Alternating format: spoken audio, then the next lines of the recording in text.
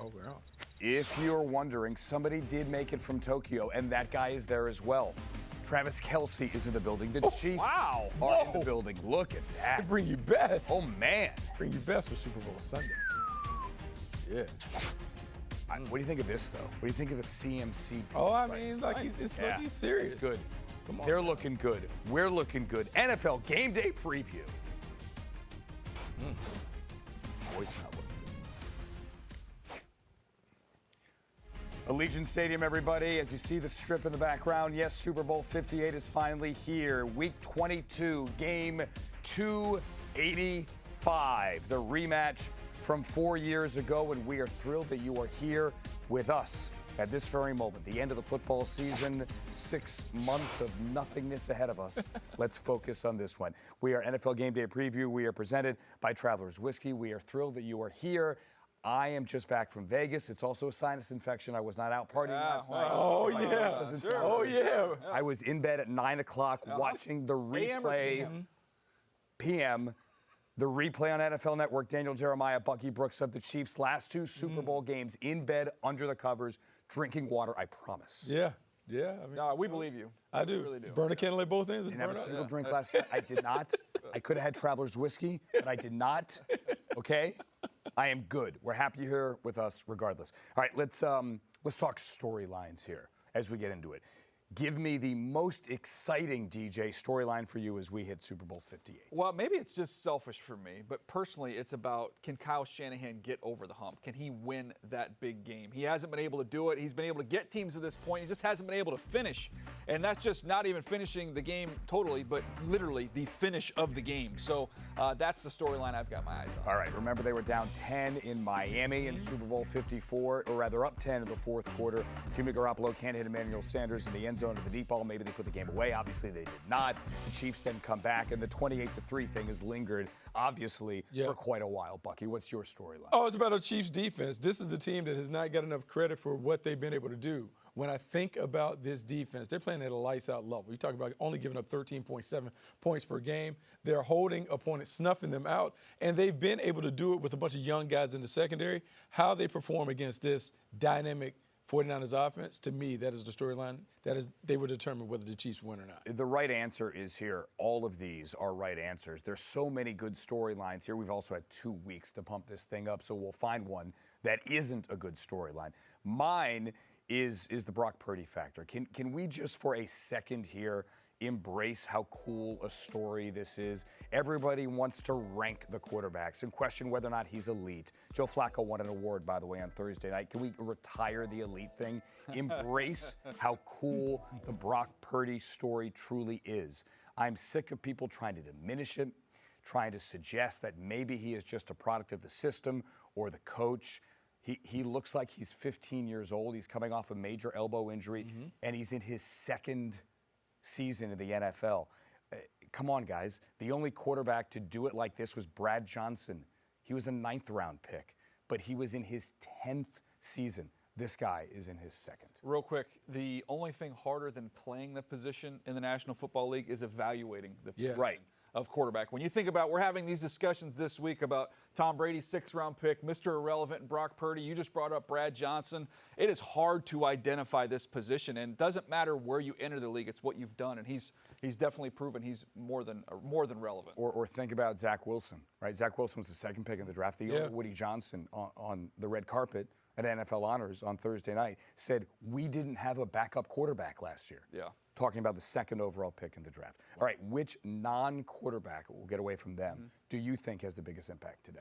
Well, I think when you look at the way Kansas City's defense is played, if you're going to say one non-quarterback player is going to impact this game more than any other, it's Chris Jones. I mean, this defense is outstanding at all 3 levels, but he's the one who makes it all go. They're able to move him up and down the line of scrimmage to find the matchup that they like. And Steve Spagnuolo, with sending extra rushers, can get one-on-one. So if you're looking at one defensive player who could take over this game, I would say it's Chris Jones.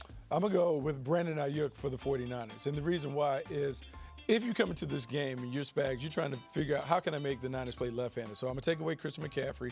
I'm going to find a way to contain Deebo Samuel. Maybe we can find a way to snuff out George Kittle. So Brandon Ayuk is the only thing. And here's the problem. Brandon Ayuk had 1,300 receiving yards. He had 28 catches of over 20 yards. He's a big playmaker. He could have a huge impact. He can go over 100 yards because he's going to get plenty of one-on-one opportunity. Man, this could be Brandon Ayuk's final game as well as a 49er. He's about to hit free agency. Ooh. That's always a storyline hanging over any playoff game, especially this game. Is it the last game for him? Is it the last game potentially for Chris Jones as well for the Kansas City Chiefs, who got his big money last year? L'Jarius Sneed also heading into free agency. Be careful, though, when you say make someone play left-handed, as we have seen Mahomes. I know he will throw it left-handed. Yeah. We have seen Mahomes actually throw the ball left-handed. I mean, yes. If he throws left-handed today, I think the 49ers will feel like things are going their way. Well, yeah, because then he's out of his. He's been very conservative throughout the postseason, and it's worked for them. We haven't seen wild Pat Mahomes. Maybe he just kind of keeps it close to the vest. All right, well, the man covering for us, Patrick Mahomes, and the Kansas City Chiefs all week long is now live at Allegiant Stadium, as you are looking live at the overhead there, as the football world, the sports world is all in Las Vegas for Super Bowl 58, and we say hello on the field to our James Palmer covering the Chiefs this week. What's going on, James? I want to piggyback a little bit on what you guys are talking about with Patrick Mahomes, Andrew. And one of the big things that stands out to this team, and maybe it doesn't stand out to everybody else, but when I talked to offensive coordinator Matt Nagy this week, he said, we know it's really great in the second half. Pat doesn't make mistakes. We just kind of wait for other teams to make their mistakes, and Pat just doesn't find ways to put us in a hole. You look at this consecutive streak he has going with not throwing an interception in the postseason. That's another part of his game. And speaking of the postseason and Super Bowls, look for him not just to go outside the pocket and buy time and play with that line of scrimmage and put defenders in a bind. He runs more frequently in the postseason than he does during the regular season, and he spoke about that this week where he just said, maybe I'm just deceptively fast, but guys take bad angles and I end up outrunning them. No, there's a part to this because he gets with his personal staff, and they go through, I'm told, all of the guys on the defensive side of the ball, and he knows going into a game, because they've researched this, who he can outrun, who he can run around, what would be his approach when he comes outside the pocket in a variety of guys he's facing. There's work actually done behind this. And then the other aspect of it is this, he's actually faster than he was a few years ago. I had the numbers sent to me by his personal trainer, and his times are actually better than they were a few years ago. And the fact, as you pointed out, he does not turn the ball over 200 consecutive pass attempts now in the postseason, which is insane, without an interception. Yeah, I mean, look, Mahomes just keeps getting better. Palmer's hair keeps getting better. There's certain things that you can just count on that there's another level. And that's a week in a hotel, too. No, you can't stop James. It's a big game, guys. Yeah. It's a big, his hair is a big game player. Yeah. I mean, big time, big time. Look, I just love you talking about Patrick Mahomes managing the game, just kind of figuring it out. That's why they're winning. They're not turning the ball over. They're not having the negative plays. Their defense is good, and so he has learned how to adapt to having a great defense. Hey, James, I know you tweeted earlier today that you think Jerick McKinnon just activated off IR with a core injury, might be good to go. Yeah, he's good to go. This is the interesting dynamic of this. I mean, because this is wild to come back from that core injury. I was talking to Rick Buckholter, the head of their athletic training staff. I said, I'm not going to quote you on this, but how crazy is it that Jet's out there? He goes, oh, quote me, because this is insane that he is out here around 4 weeks after that surgery. Now, I'll take you inside practice, because I was told this morning.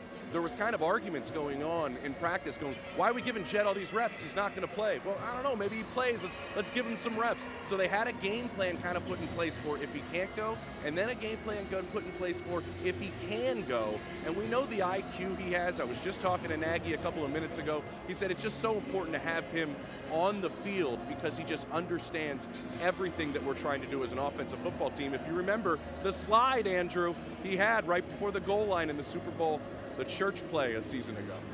James, what's the deal with this pregame speech, or the speech last night from Kelsey that's taken on a life of its own here on the internet? It's been all the buzz here, DJ, on this sideline. I've had multiple coaches, I'd say 4 or 5, best speech I've ever seen a player or a coach give an entire team. One of them said, I'm having chills right now talking to you about it. He was really emotional, I was told in the beginning. They weren't sure if he was going to be able to get through it.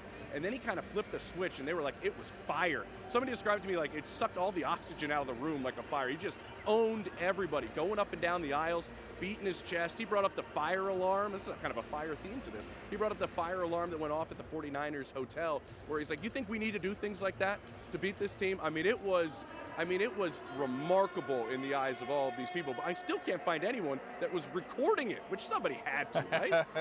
I mean, it'll come out like the Kirby Smart thing later, maybe. You know, he is dating one of the world's most famous poets. Maybe he had help.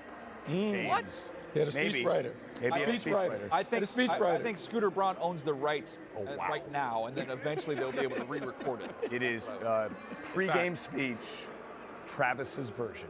Thank you, James Palmer, live there at Allegiant Stadium. And look who is in the building, everybody. She landed in LA from Tokyo yesterday, made the hop to Vegas. Taylor Swift. Oh, we're talking about Ice. I thought you were talking about Ice Spice. I thought Taylor's here too. I saw it. She's on the left. Hey, Taylor's there. throughout the game, keep it here on the NFL channel. Make it your second screen. We got Game Center all day. Right back. Ice Spice is there. Let's go, baby. Really important.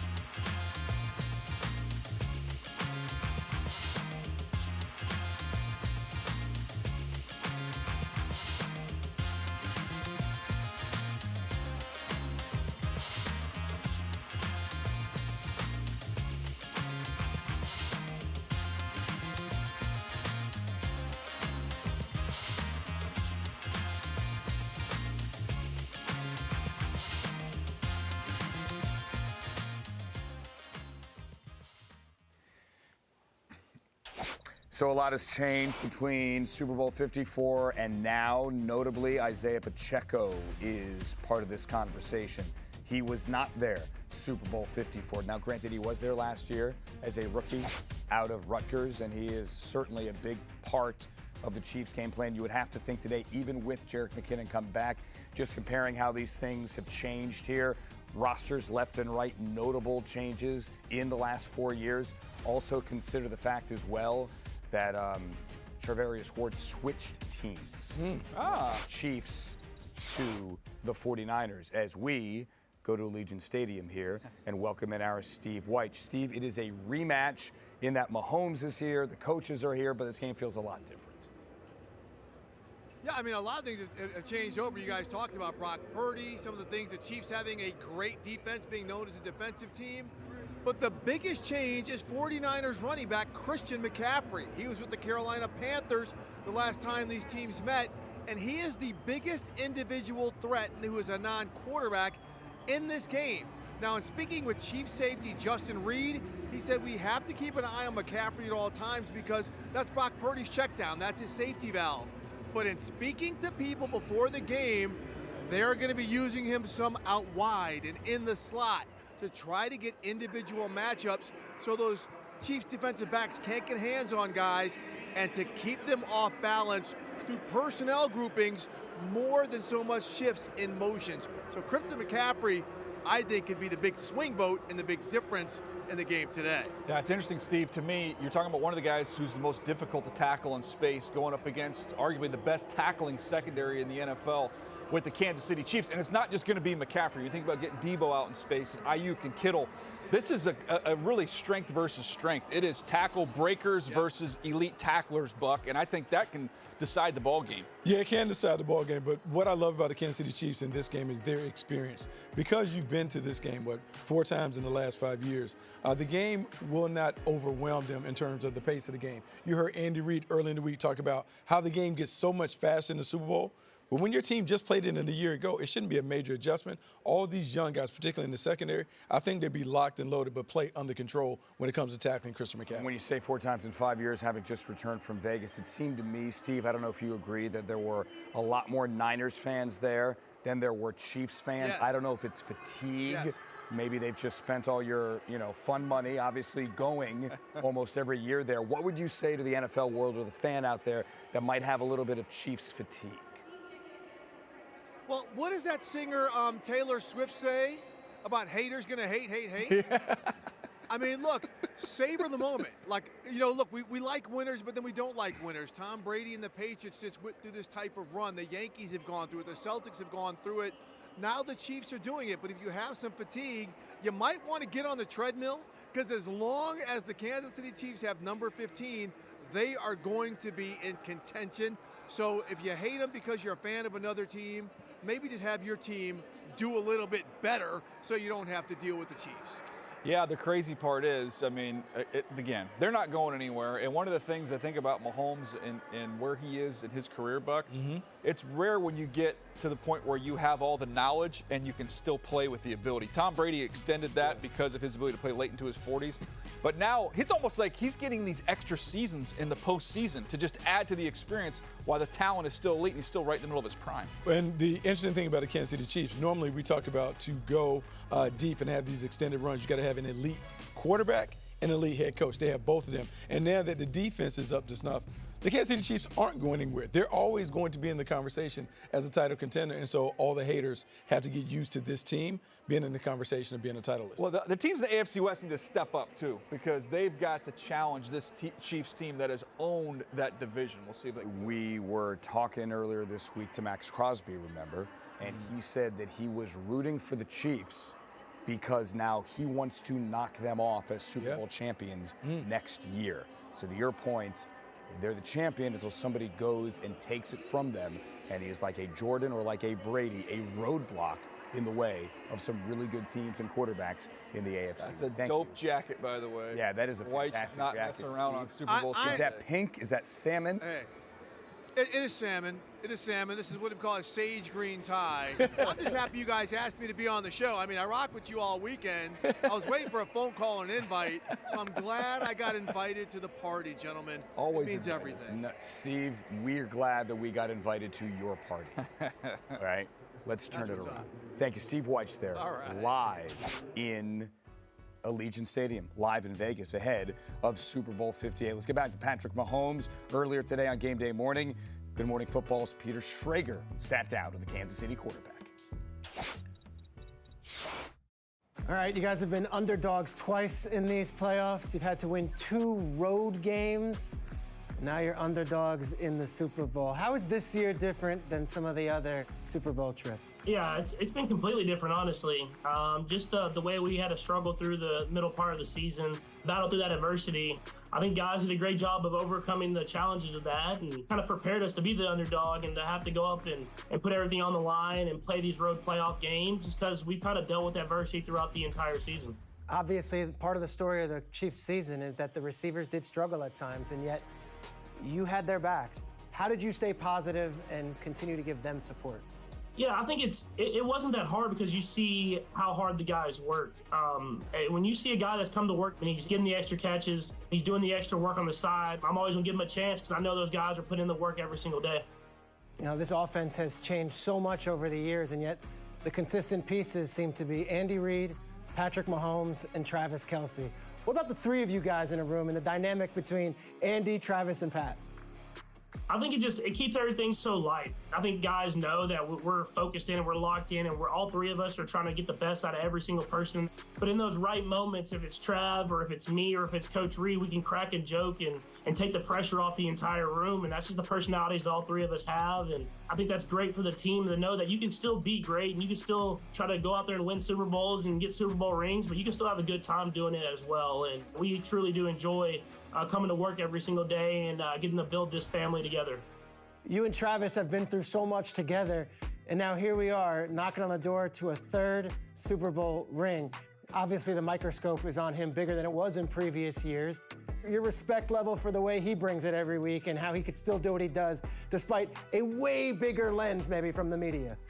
Yeah, no, I mean, I think it just speaks to who he is and what we've built here in Kansas City. It's just a culture of whenever you're here, not even just in the building, but in the city, everybody treats you as family and everybody cares about the person. And having that here has been good for him to be able to just be who he is, show his personality and enjoy life and football. And he has that mindset that he wants to be great.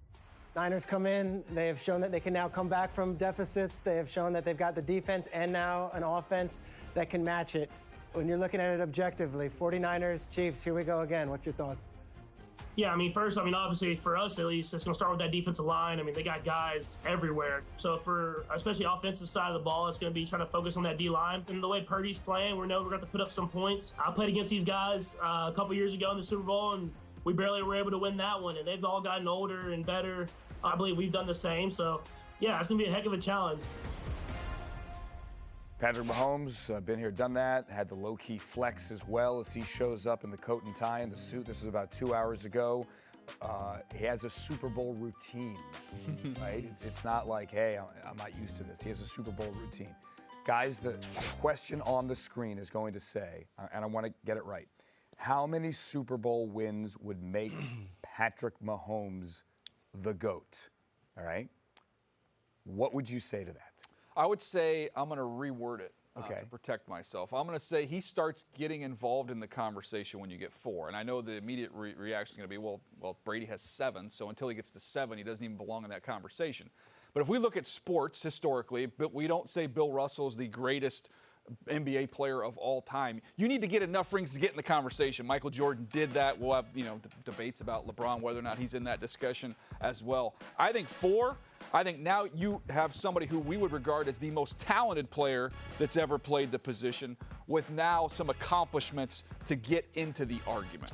Yeah, I think one more on top of that. I would say 5. And the reason why 5 puts him in a special category is just him and Tom being able to have 5 Super Bowl rings. But we've talked about this before on the podcast. He will be the first player that we've seen that is the most talented player at his position who has also figured out how to be the best winner at the position. Normally, when we talk about Tom Brady, we talk about how he managed it, how he understood it, how he learned it and mastered it later in his career. Pat Mahomes is mastering those things in his prime. And so I'm saying 5, but you can see where this run can extend for as long as he and Andy Reid wants to run to extend. I don't want to be the angry old man here, and I want to make You're something angry. very clear. No, I'm not. I'm not throwing anyone in the control room under the bus at all. Okay? There are a lot of cold takes out there and cold topic bars. You know, the screaming head shows that you turn on in the afternoon. They're doing this conversation. Since when is finishing half the job doing the job? If you want to be the GOAT, the number is 7. Tom Brady is 7. 3 is not 7. If you're halfway there, you're not in the conversation.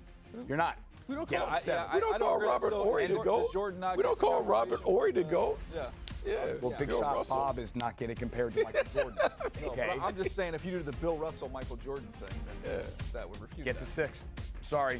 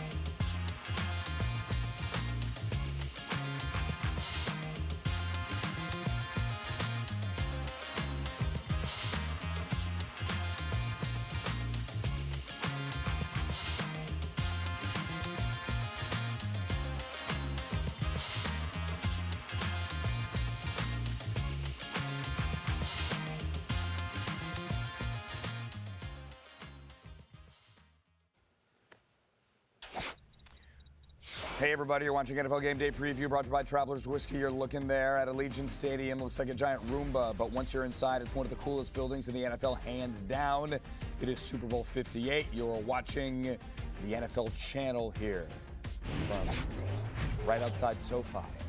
Let's go right inside Allegiant Stadium. Say hello and happy Super Bowl Sunday to our Stacey Dales as we focus on Brock Purdy, writing an amazing story, Stacey, and a chance to be on a float tomorrow at Disneyland as the kid who is the last pick in the draft off the major injury winning a Super Bowl.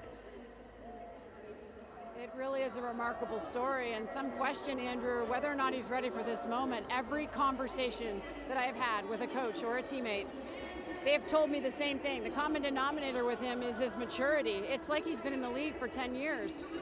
It's his second season, and he's been in Kyle Shanahan's offense now for roughly a year and a half. He took over in Week 13 against the Dolphins last season, but as Kyle Juszczyk, the fullback, told me, he has proved week in and week out since he took over a season ago that he's the guy. He's earned their trust because of his performance, because of his success. What I would tell you, being down here, Andrew, on the field, I just watched Purdy in his early warm-up, right? Fred Warner just delivered a roughly 3-minute address to a cluster of players. Purdy was in that mix, and it was emphatic. Purdy, when he took over as quarterback, he didn't just win the adoration of his offensive teammates. It was a foundation with the defensive players as well, and internally, his reverence on this entire roster, it is substantial. But the energy down here, Andrew, is spectacular. I just spoke with left tackle Trent Williams, and he told me, I got to pull it back. I've got to actually temper my breathing and keep it calm.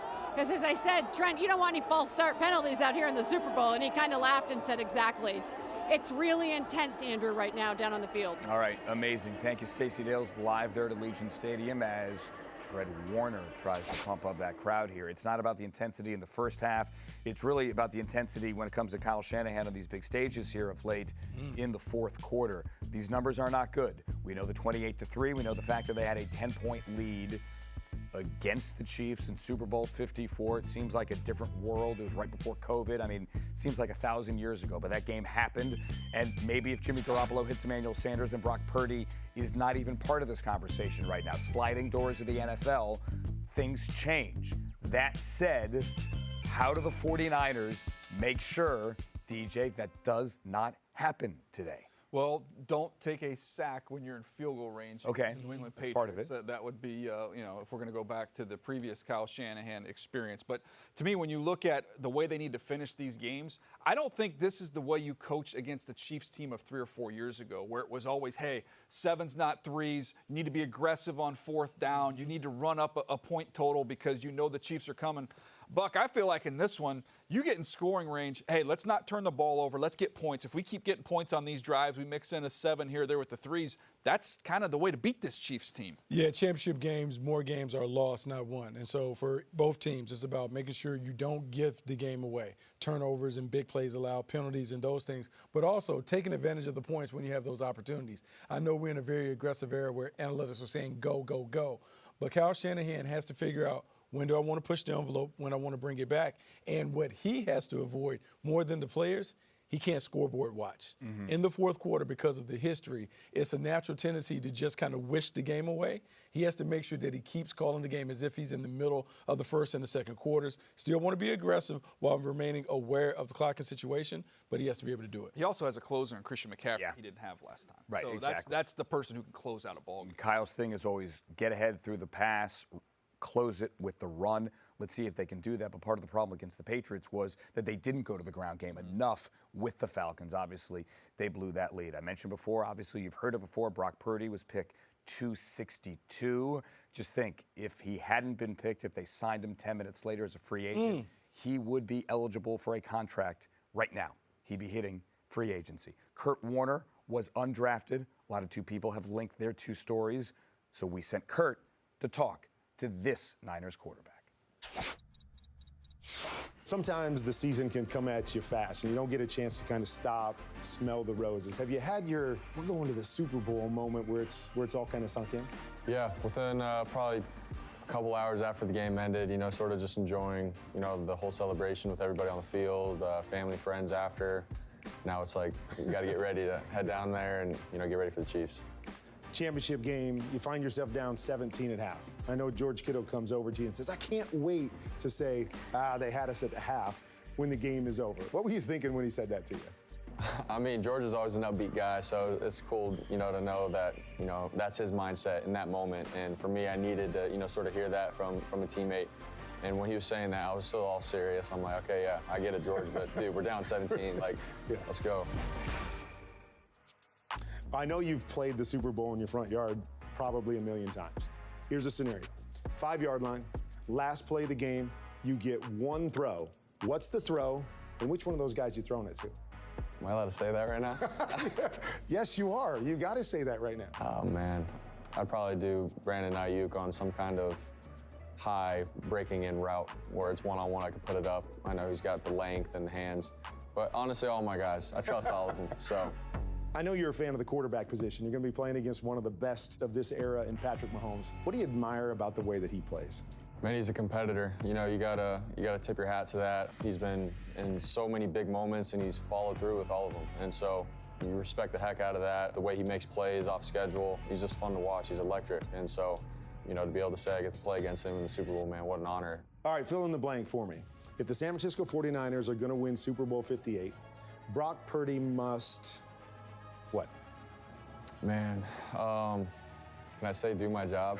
Honestly, though, you know, what Kyle calls, if I just go in and make the right decisions consistently, get the balls to guys in space, I think we'll be just fine. You know, obviously, I trust in our defense, our special teams. If I can just do that, I think we'll be good. I'm going to end with this. I had the label of stock boy for years and tried to shake it.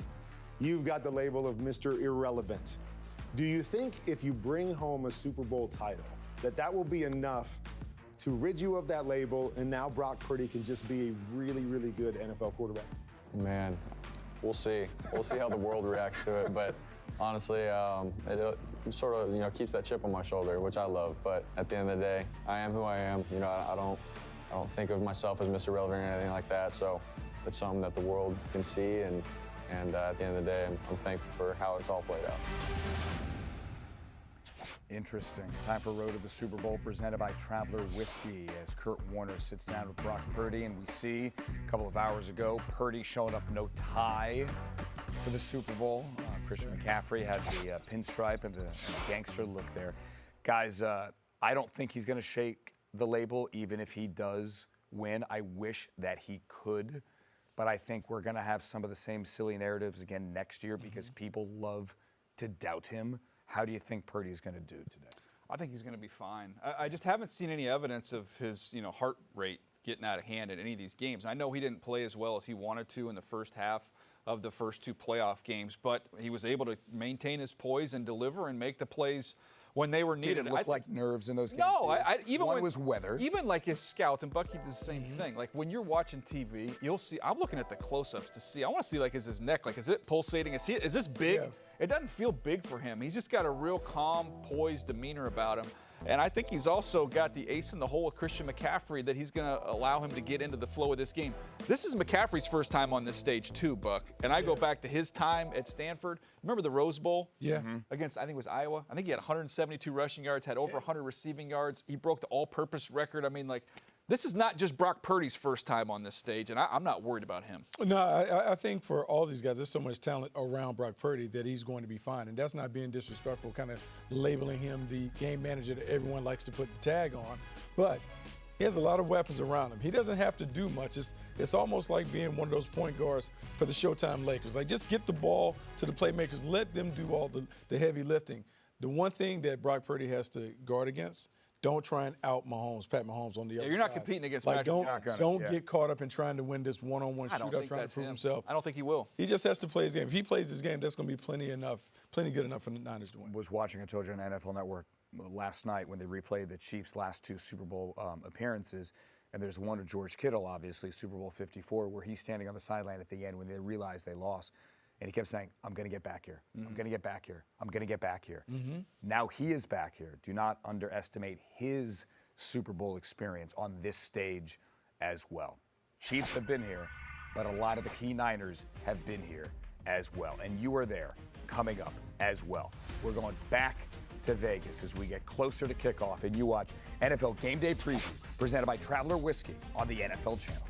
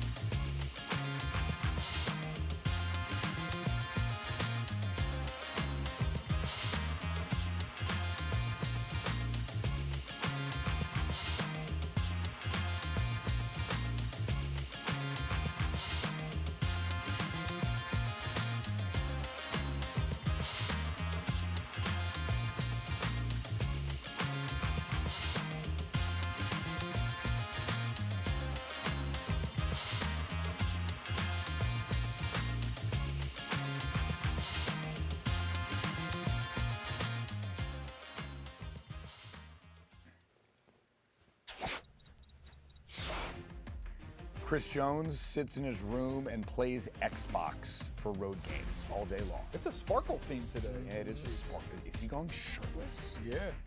Shirtless and the glittery jacket. All right, time for Defending Home Field, presented by Defender. Welcome back to our Super Bowl preview show, NFL Game Day Preview. We are live here in Los Angeles. Bucky Brooks, Daniel Jeremiah. I'm Andrew Siciliano. What do the Niners do to defend Chris Jones here? Colton McKivitz, the right tackle. Trent Williams, the left tackle. How do you account for 95? I'm going to try and run him laterally. And that you do that with the stretch run game. You do that with the screen game. You can boot Purdy. I want to try and gas him out a little bit. I wouldn't be opposed to some tempo even, running with a little bit of tempo and try and slow him down.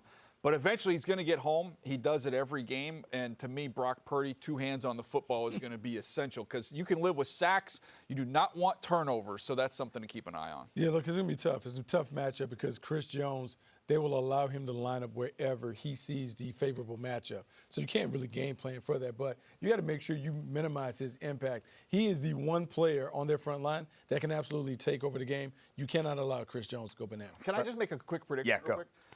I see all the Chiefs are all wearing black coming in here. I'm just telling you, if they win this game, I guarantee you they're going to say we dressed in black because either we dressed for the funeral for the 49ers or they're going to say we're the villains. You want to make us the villains, we'll be the bad guy. I think the villain thing actually is going to play a part because that has been one of the storylines as well. Like, we're sick of the Chiefs. They're the bad guy. They're all wearing black. I'm not reading into this. The anti-Taylor Swift thing, which is just absolutely bleeping ridiculous. A lot of the haters out there. Again, watching Super Bowl 54, Chris Jones got his hands up a couple of times. Jimmy Garoppolo with some of those balls over the middle. There's one that almost got picked off there.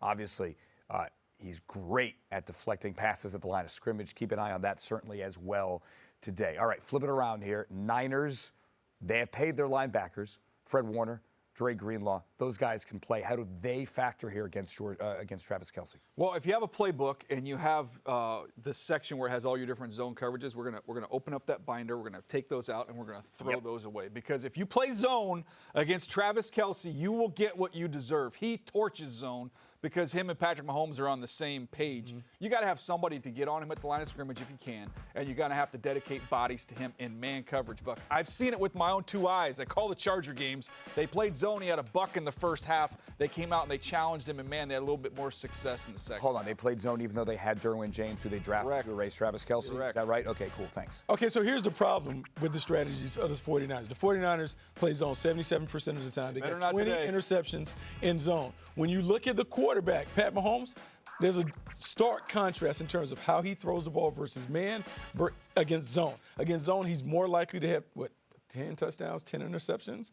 That's part of the issue. So you want to defend the quarterback where you have all eyes on him, but Travis Kelce is a freelance player. He's going to freestyle, run his own route, and he's going to get open. If they play zone, Travis Kelce will be the MVP of the game because he will finish with a dozen catches, 100%. a dozen catches early. It's just a problem. What you want to do, though, is Fred Warner, Dre Greenlaw in the middle of the field. When he's in your area, you want to plaster to him, make it very, very tight. It's just very difficult to slow him down in zone coverage. He has a lot of receptions against zone this year. And if he does put those numbers up, then Travis Kelce will win the MVP. Absolutely. He's going to win the MVP. As scripted. Yes. That's good. I can't wait. I kid. I can't wait. I kid. I can't wait. I kid. And that is Defending Home Field, presented by Defender here, as we continue on NFL Game Day Preview. And we go back to Vegas as we get closer to kickoff here. Coming up, we'll hear from Chiefs head coach Andy Reid, sitting down with Steve Mariucci.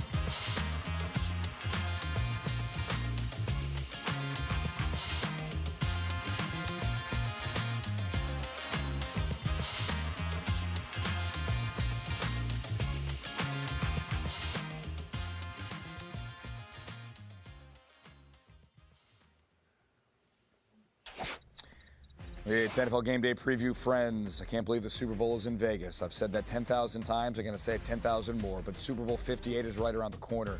Here's Steve Mariucci with his old friend, Andy Reid. There he is. Yeah. Looks like you've been doing some bench press, Andy. I've been bench pressing a fork. Want to get going here? Yeah, fire away. You're one of the last coaches in our generation still standing. You're now the oldest guy in the NFL. Andy, yet you're still considered the innovator, the guy that relates very well with this young generation of players. How do you stay so young at heart? It can be scary at times. When I look in the mirror, I go, dang, who's that guy? He can't be that old. I guess the answer is I enjoy being around the guys. I'm lucky to have guys that are not only good players, but good guys, good coaches, good personalities. I love coming to work. I know I'm one out of 32 guys in the whole world, and I got that, and I appreciate every day of it. Let's talk about somebody younger. Let's talk about that quarterback of yours, okay, Patrick Mahomes, and the synergy that he has with that other guy, Travis Kelce. What's in the secret sauce that those two guys seem to be unstoppable? Both of them love the game. Both of them want you to give them one more thing to be even greater than they are. It makes your job as a coach even better because you're looking at all this tape and you strive to find that little nugget that you can give them because you know they're going to appreciate it. Are you a Swiftie? I saw that photo. You're pointing at her. You're pointing over there at her, and she's pointing back at you, and Tammy's watching this. What was that all about? It was just, she was excited. And somebody that sets the world on fire every time she sings, and people are going crazy around her, now she gets to enjoy this part of it, where she doesn't have to perform. Somebody else is doing the performing, and she was just all in. Let's talk about this football game coming up. You got a big football game coming up. What kind of challenge does this 49er team pose to the Chiefs this week? They're tremendous. They're very talented and well coached. You look at every position on that team and you're going, they're strong in every area. You've got to play a complete game. And that's the way it is. If you come out on top on this one, what does the post-game celebration look like? Wait, I should say, what does the post-game celebration taste like for Andy Reid? You gonna have a steak or you gonna go back to the cheeseburger? No, listen, I always head for the cheeseburger. I'm not even thinking about that right now. I'm trying to get the red zone done right now. Okay, Mooch. get your red zone done and I'll let you go. But I'm thinking cheeseburgers, double cheeseburgers probably for you. And since this is your 5th Super Bowl, maybe 5 double cheeseburgers and some nuggies. You're killing me. Hey, you're the man. Hey, fantastic year. Proud of you. Love you, man. I love you, man. Yep. Good luck. All right, let's put up the all-time win list. You know, I was thinking today as Bill Belichick gets closer to Don Shula here, and these are Super Bowl wins. As Andy Reid has a shot at another one, that is a shot for his 3rd. If he does win it tonight, A, where does he rank in the pantheon of coaches? That's what the topic bar is going to be. But B, might Andy Reid stick around with this quarterback and actually get to Shula when Belichick does not? Think about that. Yeah, that's crazy to think about. I mean, look, those are the names up there, and he just goes in the midst of those names. It's hard for me to talk about guys in previous era that I didn't really grow up with and know enough about them to appreciate the job that they did or what the landscape of the league was like. I can just say, having been around Coach Reid, and you've been around him as well, Buck. He's right up there. As good as any coach I've ever been around. And you forget 4 straight NFC Championship games with the Philadelphia Eagles before he got on this magical ride. He had it's 2 different acts. I Yeah. mean, like Don Shula had his time with the Colts, obviously before the Dolphins. Belichick had 5 minutes, took the Browns to the playoffs, and then ended up in New England. But Bucky, this is 2 entirely different acts, and both were great. Yeah, both were great. And I think if he has an opportunity to win another one, now you begin to have that conversation of him closing on Bill Belichick, because he will have an opportunity to be the greatest coach of this modern era. As much as we talk about the 20-year run that the Patriots had, which was fabulous, we're talking about 4 and 5 years where they've gone to the Super Bowl. 3 of those 4 they've won. You're beginning to stack up all these accolades, and then you guys mentioned the Philadelphia Eagles stuff. There's a lot that you can talk about Andy Reid in terms of his greatness, and the innovation will also kind of add a little bit to the conversation when it comes to greatest coaches that we've seen. I remember Kevin Cobb getting compared to, they thought he was going to be Joe Montana. He was able to spin him in that trade to the Arizona Cardinals. Yes. Kevin Cobb. That's Andy Reid, what he did. Every quarterback, he's been. A.J. Feely. I mean, just think about Corey Detmer. I mean, he's done it with a bunch of different quarterbacks. Michael Vick, Donovan McNabb, all the quarterbacks that have played for him have played well. that's a testament to him. Remember, Donovan McNabb went second or third in the draft, to beg your pardon, the third quarterback after Tim Couch and Achilles Smith. I once asked Donovan, what would have happened if you had gone 1 overall to the Browns? Expansion team, Chris Palmer, bad offensive line. I said, would you have had your career? He goes, nope, never would have happened. Basically, Andy Reid takes that talent, and Donovan was supremely talented, obviously, but your list of quarterbacks tells a pretty good story. And by the way, on the list there are other coaches that need to be part of the conversation as well. Paul Brown it won a lot of championships before the Super Bowl era. They're called NFL championships. They're just not called Super Bowls.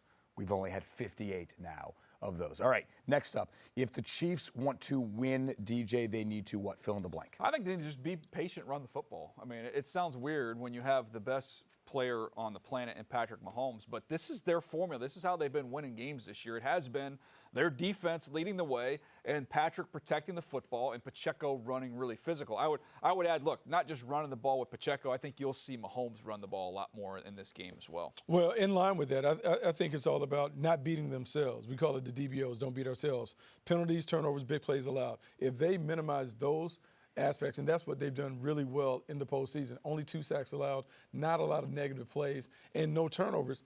That's why they're winning games. Their defense is good enough that Pat Mahomes doesn't feel the urge to have to do everything. If they just stick with the script, they can wait for the 49ers to get into the fourth quarter and then allow number 15 to win it. We talk about this on the podcast all the time, like the old Nolan Richardson Hogs. Remember when they were 40 minutes of hell. 40 minutes of hell? Yeah. They're not going to want to call penalties the whole game, and I think you will see that. You will see the Chiefs get a couple holding penalties early in this game, and they will not stop. They will make these officials hold them. They're going to hold this defensive line today. I guarantee it. Are they going to call Jawan Taylor for lining He might get 1 or 2 in the backfield? He might get 1 or 2. Right, But as the up back? They're going to let him play. They're going to let him play. All right, for the Niners to win, fill in the blank, what? Oh, for the Niners to win, I mean, I think the stars got to be stars in this game. I think, to me, you got to heat up Patrick Mahomes. That's where it starts with that defensive line. Can you get pressure on him? If you don't get pressure on him, you're really not going to have a chance in this game. That's where it starts. But then, to me, it's all these different stars on offense.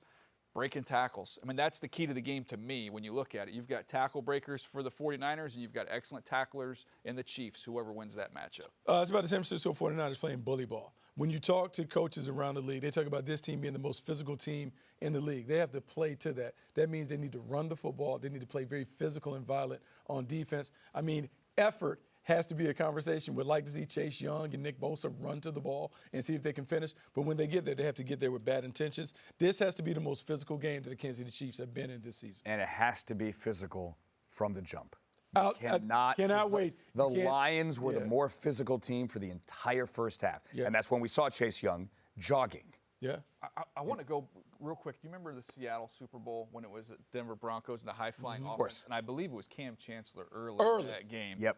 Just a huge hit, and it was like, oh, this is it's done deal. This is a wrap. Well, I'm anxious to see who's going to be that guy today, because I do think if the Niners are going to win this game, I think you'll see a statement from Warner or Greenlaw early. Has to be edgy. For the Niners are at their best when they're playing edgy. They're towing the line. It becomes a little testy. Guys want to fight in those things. The Niners have to take it to that line, because that's the way this game needs to be played for them to win. 2 things. I'm going to go with Diamador Lenore, by the way, for my big hit. And the second thing, that game was over the second the ball went over Peyton's head. Over Peyton's head, that game was over. By the way, it was cold. I was with Brian Billick, and it was we finished our last hit, and I was like, do you want to stay for the game or get some pizza back in the city? We opted for the pizza. It also snowed 1.5 feet overnight after that game. Anyway, I digress. Let's pick the game. Right? We're an hour away, roughly, from kickoff. You go first. We talked about this again on the podcast, and we broke it down position by position, and then we talked about coaches, and it was a push all the way. It was 4 positions for one team, 4 for the other, and then it was a push. We had a tie for one of them. So in a close game, I'm going to go coach, I'm going to go quarterback, and I don't know how you go against Mahomes and Andy Reid. So I'll go a close game, a 3-point game here. I'll go with the Chiefs. Oh, I think the game would be close going into the fourth quarter, but I'm going to go with the Kansas City Chiefs, walking away with it 31-21.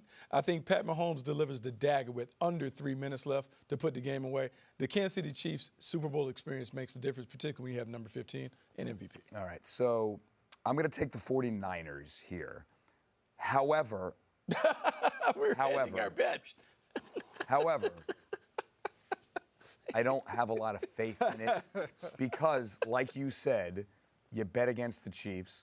Go back to the wild card round in Buffalo. Pat Mahomes afterwards in the locker room said they wanted it. We gave it to him, right? And I don't care about the spread, and it's a 1.5. Can we talk about that? It's basically a pick'em game here, all right? I am going to say the 49ers because I do think this is their time, and I do love the Brock Purdy story that much. However, I have no confidence in that pick. So because I just came back from Vegas, this is officially a hedge. That's a hedge. Yeah, that's a hedge. That is a hedge. Nice. And I'm going to go with McCaffrey as well. Okay. For the MVP. I got ahead of myself. We're making our Sunday statements here. So let's make a Sunday statement. DJ, you go first. Look, when I look at this and you look at the MVPs, the last 6 of them. I see a lot of quarterbacks on that list, and I see a familiar one. To me, it's low-hanging fruit, to quote our buddy Mike Mayock, but I don't see how if the Chiefs win this game that Patrick Mahomes is not the MVP. So I'm going to go Patrick Mahomes will be the MVP of this Super Bowl. So, look, we all know that the NFL is scripted. We know we love a Hollywood story. Like, the best Hollywood story that we can get in this game. Travis Kelce being the MVP, the confetti falling on his shoulders. He drops to a knee with his girl's hand there and just locks it up and just goes for everything. Just do it all right then. You talk about America being happy, the Swifties going crazy. Just put a ring on it all around. Gonna propose? Oh, this is everything. This is everything. His brother's there in the pants of the lumberjack outfit, having the ring. I just can see this. I'll say this. I can just I'll see say this. this. I can see this. Brock Purdy is more likely to propose to Nice Spice than Travis Kelce is to propose to Taylor Swift. It's Ice Spice. Well, nice. She's nice too. She's nice. She can be nice and ice. There's no one or the other. It isn't scripted, and I'm going to go with Christian McCaffrey as my MVP because of what you said before about the Rose Bowl. All right, I'm going to go with Christian McCaffrey. A couple of other things. We want to thank all of you for watching. This was a new project this year, NFL Game Day preview, and you've been awesome.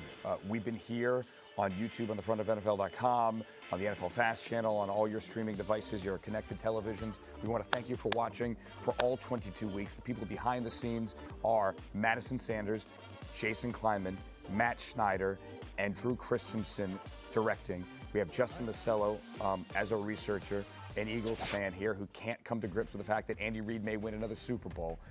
For Bucky Brooks and Daniel Jeremiah and Cynthia Freeland and Steve Weich and Leslie Frazier and all our great reporters and Adam Rank and Marcus Grant and all our fantasy guys and everyone who has put this show together, we thank you for watching.